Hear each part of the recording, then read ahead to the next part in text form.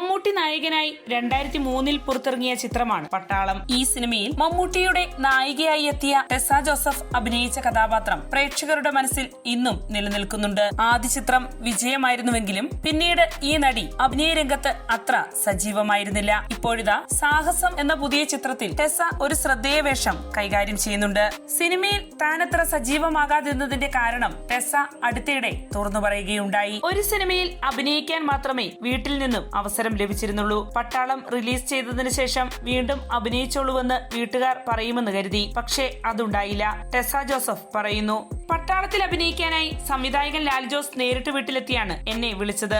ഈ സിനിമ കൊണ്ട് എനിക്ക് യാതൊരു മോശം പേരും ഉണ്ടാകില്ലെന്ന് അദ്ദേഹം അന്ന് വീട്ടുകാർക്ക് ഉറപ്പു നൽകിയിരുന്നു. മമ്മൂക്കയുടെ നായികയായിട്ടാണ് ഞാൻ അഭിനയിക്കുന്നതെന്ന് അറിഞ്ഞപ്പോൾ വീട്ടുകാർക്ക് അഭിമാനമുണ്ടായിരുന്നു. പക്ഷേ മോശം പേരുണ്ടാകുമോ എന്ന പേടി കാരണം അവരത് പുറത്തു കാണിച്ചിരുന്നില്ല. ചുറ്റുമുള്ള ആളുകളാണ് വീട്ടുകാരിൽ പേടിയുണ്ടാക്കിയത്. അഭിനയം തുടർന്നാൽ എന്റെ കല്യാണം നടക്കുമോ എന്ന സംശയമായിരുന്നു ബന്ധുക്കൾക്കും സുഹൃത്തുക്കൾക്കും. ടെസ പറയുന്നു.